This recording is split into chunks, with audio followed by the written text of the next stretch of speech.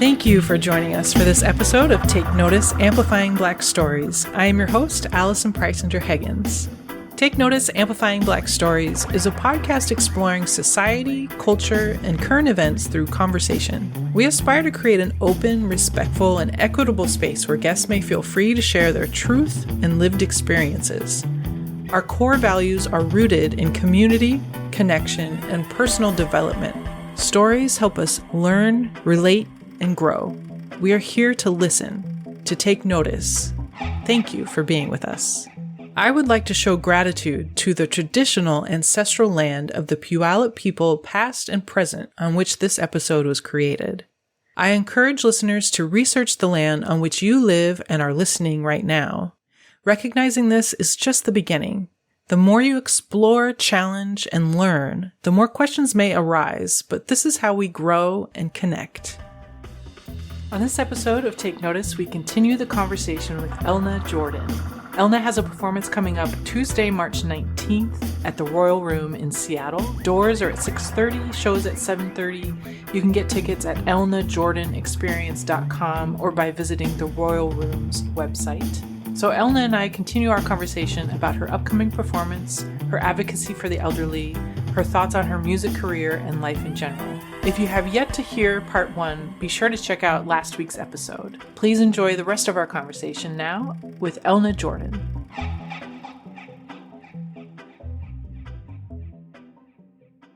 You said for your show you want to include all the senses. Yes. Can you describe that more? If you're into dancing and movement is your thing, there's a story to be told there. If you're just into a certain instrument, my musicians are so good that they can take you there. If you're into spoken word and you need it spoken, I can do that too.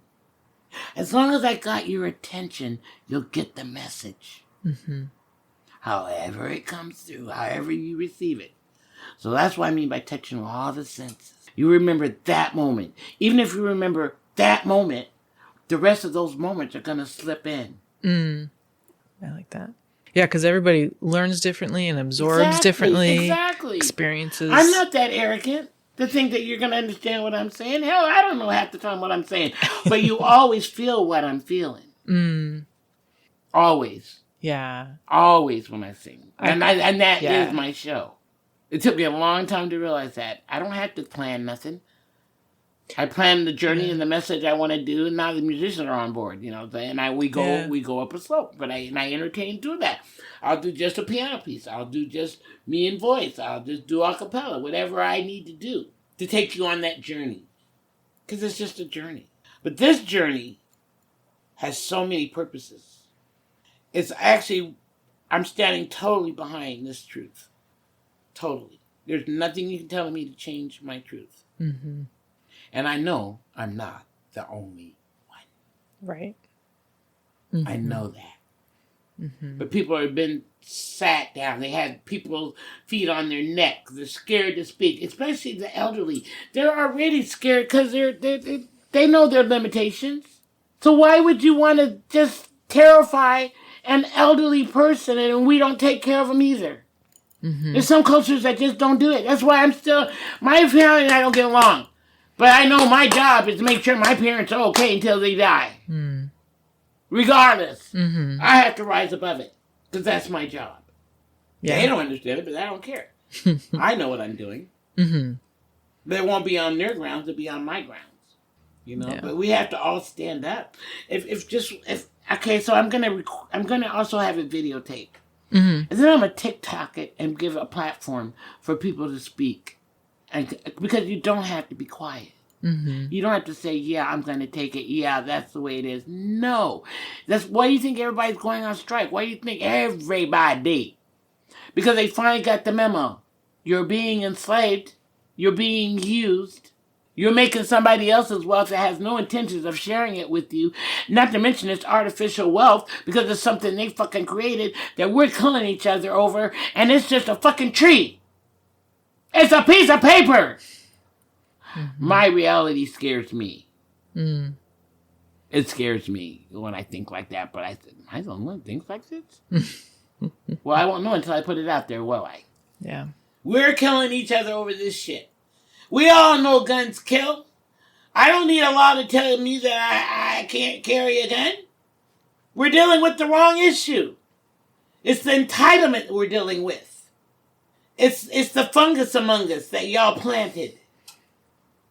That's what we're fighting. Human decency. And I can still cuss you out and smile at the same time. I tell people, when I come after you, you won't even know I'm coming. Which is what I'm doing. Yeah. Just because I'm black and loud don't mean I'm going to be black and loud. Yeah. I'm going to do it artistically. You got a plan. I got a plan. I'm doing it artistically. Mm-hmm. So I'm looking for lawyers also to help pick up this cause. Because I'm not the only person that needs help. And if you're a lawyer and you need to do something right and purposeful, please hit me up. You know, I can't afford you. I know I can't afford you, but the world needs you. So I'm hoping through all this that somebody will step up and pick up my cause. Our cause. It's not even my cause. Our cause. And if enough of the right people hear this and enough of the right people, I'm just going to keep putting it out. I'm going to keep putting it out. I'm going to do as many podcasts. I'm going to call the news. Whatever I need to do. And I don't even care if I put myself in danger. Don't give a fuck.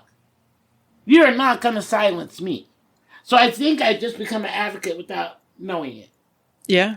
Using your voice for more than singing. Just entertaining.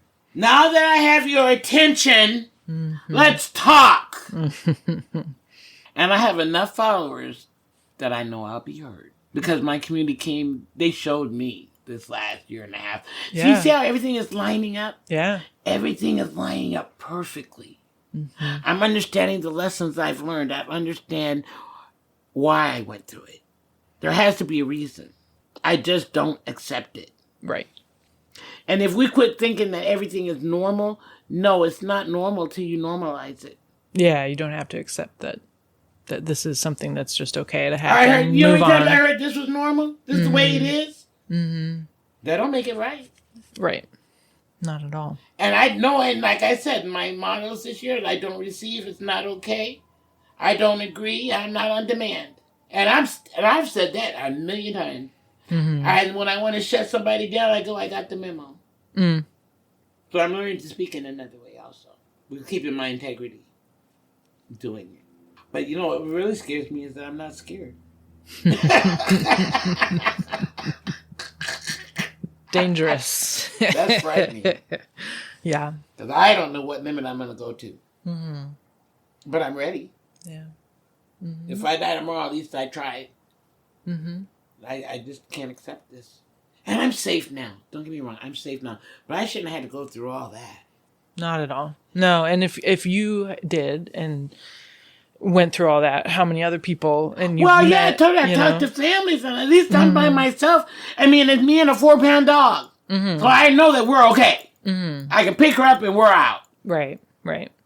If I lost all this shit today, I'd be okay with it. It's just material shit. My mentality is there. Yeah. But my safety is a whole nother issue. You could take all this shit, I'd be fine. But to not feel safe at my age, which I have to agree that I'm now older and I cannot survive like I used to. So yes, I could survive there, but it still scares me. And why did I work all those years, 4 and 5 jobs? My son particularly had to raise himself because I had to keep working. Because it was just me and him. And this is my reward? I did it your way. I joined society, and God knows I fought it. And this is what I get? This is how I'm supposed to feel? This is what I'm supposed to absorb? I think not. Right. I think not. My whole being won't let me do it. Nothing in me will allow me to do it. It's like when I moved in here, I told everybody, I had to tell everybody for a couple of weeks, let my spirit calm down. Let me get in my new place. Let me feel safe. Because I'm still jumping, looking at mice, looking for mice, and da-da-da-da-da. You know, right. I finally got that down. And she's not on high alert.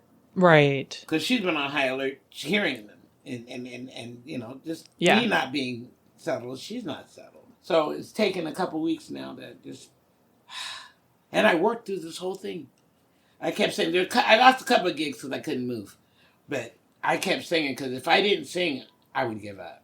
Yeah. So no matter what shape I'm in, even when I lost my memory, and I still have to use lyrics sometimes because I never know. People don't know that sometimes from those meds, my mind still floats in and out and I forget. So I need something there to trigger it. Right. You know, people don't understand that's why it is, but it's not because. Right. It's just because I'm still working. I gotta sing, no matter what. So I did it with everything I had in me, and I kept gigs, and I fucked up a lot of them, and then da-da-da, but I kept that going. So I also know that's what I'm supposed to be doing. So I see everything coming together. Yeah. I see my being, my spiritual being, my purpose, my history, why I'm still here. Because I really am not interested. I have no drive to stay alive, because this is bullshit. So this has to be my purpose. I mean, I've had to process all of that. Right. Yeah. That's a lot. Yeah. It's a lot. Yeah. And in such a short amount of time, Yeah. after such a disruptive time already, COVID and all that. It's just like one after the other. I was telling people, I tell you the truth, I'm tired of being traumatized. Yeah. I have been on high alert for the last 4 or 5 years. I am now tired. I'm over the COVID thing. I know how to be safe. If not, I'm going to get it anyway. If I get it good, it's going to bring my immune system up. So fuck it. I'm sure I've had it. I'm sure we've all had it. Yeah. But at this point, I trust that before I trust the government to give me something that they think is going to... No. I've taken 3 shots and no, I'm done. Because at this point, I no longer trust our government. Or whatever the fuck they call themselves. I don't know what they are. Right. At this point, it feels like a cult. From Biden, from Trump, on down. Because nobody speaks the truth. What the fuck are we doing over there? Fighting and da-da-da-da-da. What are we doing over there anyway? But when we have all these homeless people, diseases here, and I'm saying, but you're sending... Come on, people. You can't make sense out of nonsense, so quit fucking trying. This is all personal between them. Ain't got nothing to do with us, but they want us to go fight it. These people, how do you kill kids? Everybody's... Okay, this is my thought, and I'm done with this. Everybody's got to be somewhere. We're all going to die. What's the fucking hurry? What is there to gain? What? So you're going to hit a nuclear bomb and you've already destroyed the earth, so what's the point? I don't get it. Don't even ask me to. Don't even ask me to. $80 billion over there for bombs and shit to kill people and we're all going to die anyway? Yeah. But you're going to play God and dictate who lives and who doesn't and where they live and who they serve and how they do it? Jewish people, what difference does it make? We're all people. I don't give a fuck who you serve. If it works for you, amen. Yeah. So I don't understand this thought, this power thing. What is the White House? What are they fighting over? Everybody's fucking somebody. Who cares? Till you start fucking us. I mean, I still cannot wrap my brain around you can't have an abortion. When they have fucked everything, running, walking, screaming, they have ripped babies out of mothers' arms.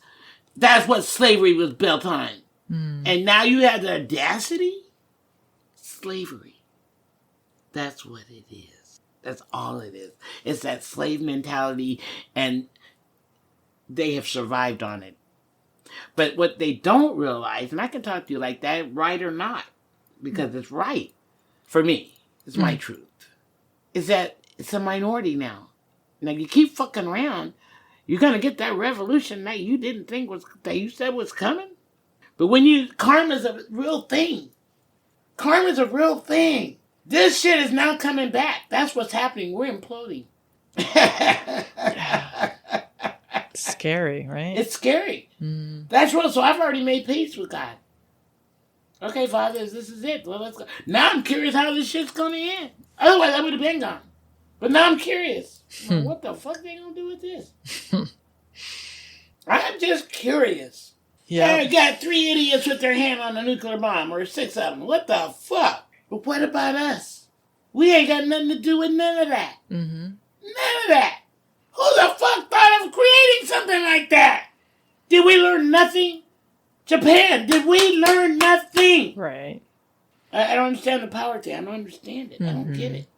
But this shit that happened to me, that's too much power for me. That's too much power for me. Somebody's got to be held accountable for all this stuff. Yeah. That you're just going to strip me of everything I ever had, all my savings. You're going to strip me of what I worked for the last 30 years. You totally stripped me of everything. I have no savings, no nothing. I can't even retire because I ain't got nothing to retire on. And I'm 69, and how am I going to go back to work? What am I going to do? And now it's not safe to work. If I wanted to just go to McDonald's and work, or if I wanted to go just do some lame shit, I'd be scared to do it. I do retail too. There's nothing I haven't done. I could do anything. So I'm just waiting for the universe to bring me the right opportunity, because it's like, I don't want to be in the public. I don't really like people that much anymore. I'm short of saying, yeah, there might be a little racist bone in my body now from this. And I'm trying to fight it. Because people are still people, but some of it's so blatant, it's like, oh my God. It's like I got my first Karen in Safeway, and I couldn't believe it. It took me a minute to realize the bitch was yelling at me, right? Oh. In my store. You're in the black part of the neighborhood. What? You know, and she's screaming, because so I got there early to pick up meds. They weren't open, so I'm standing in line, I'm talking to some old people behind me, we're just laughing, you know how I am. I socialize with everybody. So. People get so excited when I'm in Safeway because they get to follow me around and we talk. So this bitch, I get out of line and I tell him I'll be right back. I'm just going to go over to this rack, right, and see what's the markdown. And I come back and bitch, you got to go to the back of the line. You lost your place. And I went, who made you the line monitor? Are you talking to me? First of all, look at me. Nobody approaches me like that. I carry myself like that. I got my don't fuck me hat, all of it. Don't fuck with me. So it takes me a minute. I go, oh, wow. I go, oh, you're a Karen. That's what they look like. Right? And I start laughing. And she just goes, you fat bitch. I go, yes, I'm fat. Yes.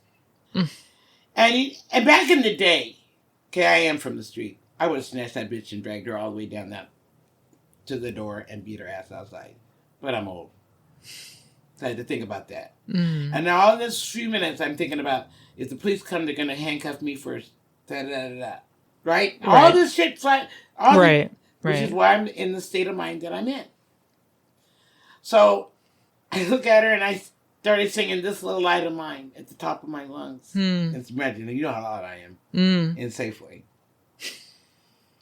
And I start marching out the door, right? And I'm singing. Everybody's applauding because they're loving the way I'm handling it. You know, I'm going to let it shine. Yeah, fuck you. And I'm singing. But I get outside in my Lincoln. And I wait outside for her. Because I'm going to run her ass over.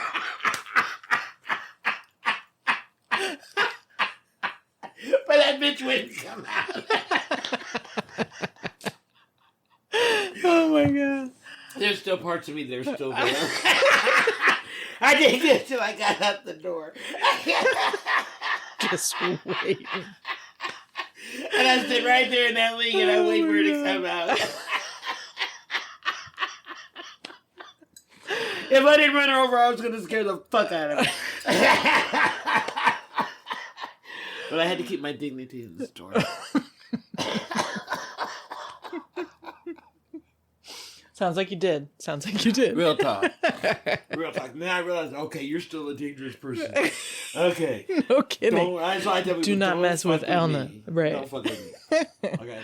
No shit. Won't even, Yeah. I'll get you, won't even know I came. Right? Oof. I'm good. I can get you with my mouth. You won't even know I had you. She must have just kept wandering the aisles. I'm sure she saw me outside. Because I was right in the double door, parked right there. Okay.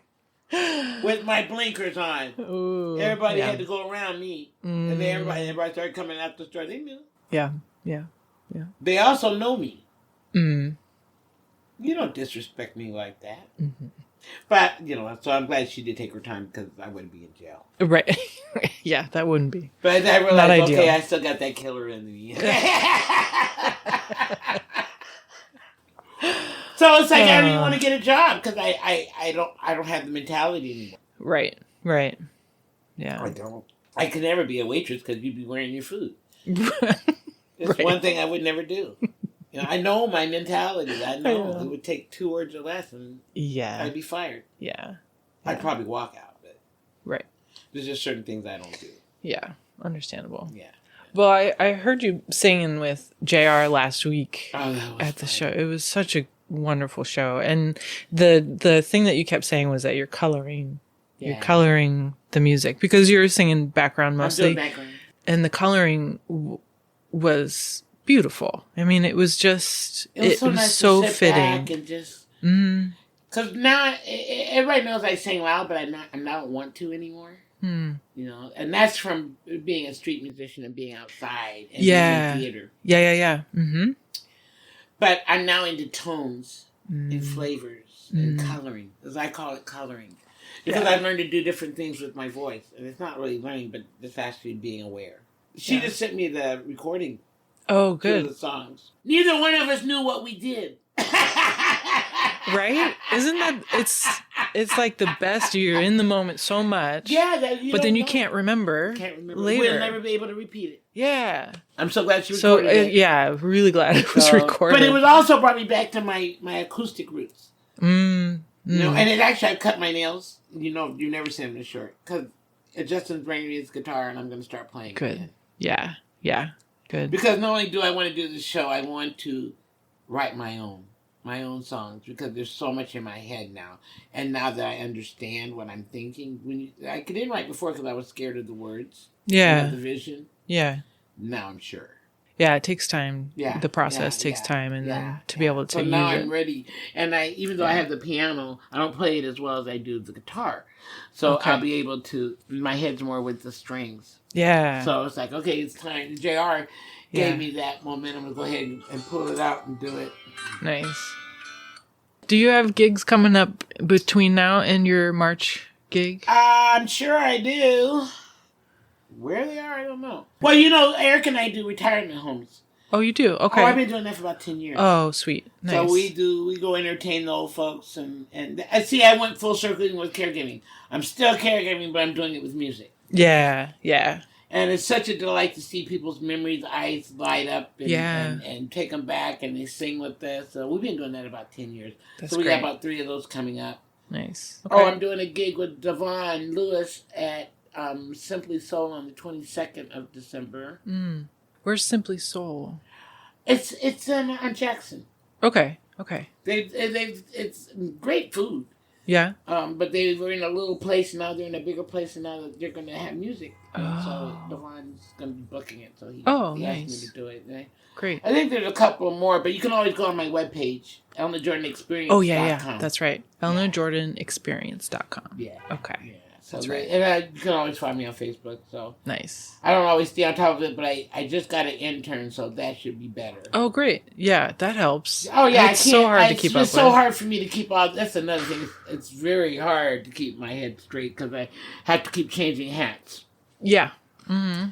Move, pack, deal with lawyers, da-da-da-da, deal with rats, deal with mice, da-da-da-da-da, deal with the music, deal with musicians, and I play with so many. I have a group of like 10 of the best musicians in Seattle. But I have to deal with them accordingly, too. Who plays with who, da-da-da-da. So I'm the one that's always changing by their style, but what they do, da-da-da-da-da. But that makes me a better musician. So it's like, So I never know who's going to happen until then. That's why you'll have to keep track, because I don't know until... Yeah. Because everybody works so much, but I've been blessed with some of the best, so I don't care who it is. It's always fun. Mm-hmm. That was the whole goal. Mm-hmm. But, yeah, it's changing the way I sing and what I want to put out, and I want to go back to do some acoustic. I guess you could say expose more of myself and go back. I've gone full circle now. I'm 69. Mm-hmm. I've gone full circle. Now it's time to infuse all of it. Yeah. I'm even dancing more, which I haven't danced in years since I've lost this weight. Oh. I can dance now. So nice. I feel it in the morning, but God damn it. I love moving. So there's a lot of I don't know where it's going in 69. I don't know. I don't know how long I'm going to dance. I don't know. I don't know. Mm-hmm. But I know I got to do this. Yeah, I'm looking forward to this show. I got to do this. Yeah, and we're going to have the big screen. Mm-hmm. Try to get the big screen. And the videos that they say don't exist are going to exist. Mm-hmm. So you can tell I'm telling the story. And it'll have a visual. So now we have the visual. Mm-hmm. We have the hearing, the sight, the movement. I can picture it. And it's a great space for it. Yep. You have all the things. Well, that's my home place. Yeah. Yeah, the royal room. It kills me when they tell me I've been there more than anybody. But I've been there a long time. But but the love is there. Mm-hmm. You know, when the bartenders fight about who's going to fight, who's going to be there that night, that's ridiculous. Okay, guys. They fight over who's going to be waitress. I want it. No, I want it. No, I want it. Yeah. They crack me up with that I want to hear Elnah. Yeah. Buy a CD. Yeah, you can buy my CD on my line, on my webpage. Oh, good. Yeah. And that CD is dedicated to my son who I lost to fentanyl. So, did that come out? Keep his memory alive. Yeah. Did that come out this year or last year? This year. Came out last year. Last year. Okay. It's no big deal, but if you want to know me, listen to the CD. Yeah, definitely. Because it's definitely me. Mm-hmm. Thank you so much. Yeah, thank you. Is there anything else you wanted to? Thanks for the love. Thanks for sitting and sharing and if you with me. want to join this, if you want to join any of this, if you want to add something, if you want to be part of this, just shoot me a call or email Elnah Jordan at Yahoo. Yeah. Any idea? I'm taking all. I'm not turning anything down because I don't know what the universe has in store for me. So I'm opening all doors and deciding which one I walk through. But you got to walk through one for something to happen. Mm-hmm. Let's just hope it's the right door. If not, somebody's going to have a fight on their hands. Don't matter. Let's go. Let's go. Let's do this. And if you know anybody else who's in trouble, who's afraid to speak, whatever. If there's a message that needs to be told, this is what I'm trying to do, is open a platform that people feel safe to say what they got to say. Mm-hmm. And I don't want to hear racism. I don't want to hear all that shit, even though it's real. But, it's not a platform to abuse anybody or any subject or anything. Right. This is about the truth, about how we're doing here. And like I said, I'm really afraid for the elderly. Not to mention the kids that are having to leave home and da-da-da because of dysfunction, and they're out there too. What a hell of a way to start. So there's something wrong. The fentanyl, that came from somewhere. Mm-hmm. Think about it, people. Mm-hmm. The crack, that came from somewhere. Think about it, people. Mm-hmm. That's how big and I'm not even talking about conspiracy. I'm talking about looking at the truth and not seeing an answer. There's something somebody's not saying. I remember you started using the word propaganda. I understand what that is because they tell you exactly what they want you to think. We've been trained to think this way. We've been trained to feel this way. Racism is still here because it's embedded. Generations of it. We learned nothing. Except we're all still human beings. We all live. And we all die. And I've been saying this for years. We live and die, and in between, it's just entertainment. Yeah. But somewhere, it just got serious for me. Right. I always just went, oh, well, fuck it. I got to die, fuck it. I ain't never been ready to die, so fuck it. But now it's like, wait a minute. Mm-hmm. I did all this for this? I saved a life for this? This is right? Keep it.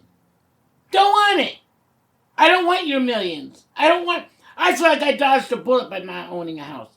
I feel like I dodged a bullet by not having a boyfriend of an abusive man. I feel like that's why I got a dog. I think I dodged a bullet by not having a new car. I like the old cars. I like a 2002 Lincoln. It's steel. Everybody gets the fuck out of my way. There's no question about it. It's not fiberglass. Right, yeah. And like I said, before I even did this with you, I had to get rid of my anger. Because up until now, all I could hear is my anger. I'm pissed. Yeah. I mean, fucking pissed. Yeah. And this shovel, because I've been displaced twice, you know, and then to have to pack this shit up again, and I just unpacked it? Mm-hmm. Oh, my God. Oh, yeah. The worst. You had no idea what this imagine. year. The last 16 months have been pure fucking hell. Mm-hmm. I can accept my son dying. Because that was his journey. Mm-hmm. But this shit, wrong time, wrong girl, wrong place. Wrong. wrong. Well, I'm glad you found this space here, even though it wasn't the West Seattle space you were hoping for. But it's okay. this feels good. It's comfortable. Yeah. And like I said, if I hadn't been back, even though my old neighbors came in and helped me unpack, that same night, I had to throw them out of here at 11 o'clock at night because I'd been up since 5:30 that morning. Oh, wow. Yeah, that's a long day. But they were determined. They took out 30 boxes, empty boxes. They even took all the trash down. Wow. And then Eric, one of the dancers, came back and said, nope, I got to fix this. And I said, damn. Where do you want this? Where do you want that? Oh, let's move the piano in there. Oh, this will work. And it's like, it was magic. Wow. It was magic. Amazing. But everybody also knew I was at the edge. Right, yeah. I was seriously at the edge. I mean. Yeah, they made it happen for you. Yeah. And now I'm pissed again, but not as bad. But I gotta keep that anger because I need that to motivate me, you know. So, but it's getting more articulate with me. I can articulate a little better, and try to get my emotions out of it too. But that's hard to do too because this hurt me to my soul, to my soul. Understandably. So let's go. Yeah. Let's go. You're the first podcast, and anybody else, I'm gonna try to get with Michelle and in Tacoma. I'm trying to do as many as I can do, and put my name out there. Yeah. Anybody that wants to add or has a story that they want to tell, you want to add to this one. Yeah. Especially if you're an artist, that's the best way to do it. I might even have somebody do a painting while we're doing the whole show. Oh yeah. To get the results from the whole thing. I really want everything. Thank you, Elnah, for joining me. No, thank you, darling. Thank you for joining me. So I appreciate it. Good. Yeah, anything else I can do to help get the word out. I feel like it's another step towards what I need to do. Good. And you just now motivate me to do some, get my laptop out and start getting this together. Yes. So I needed that. I need that little encouragement. Little nudge. Yeah. Good. Yeah. I'm Thank glad. You I'm so looking much. forward to the show. Thank you for joining us for Take Notice, Amplifying Black Stories. If you enjoyed this episode, please be sure to share it with someone you know. Connect with us on social media. We would love to hear from you. We are at Take Notice Podcast. You can also find us at takenoticepodcast.org. Reviews help us reach more listeners, so please rate and review on your favorite podcast app. Take Notice, Amplifying Black Stories is produced, hosted, and edited by Allison Preisinger Higgins. Music by Version Big 5 featuring Darius Higgins. Thank you for being with us, and thank you for taking notice.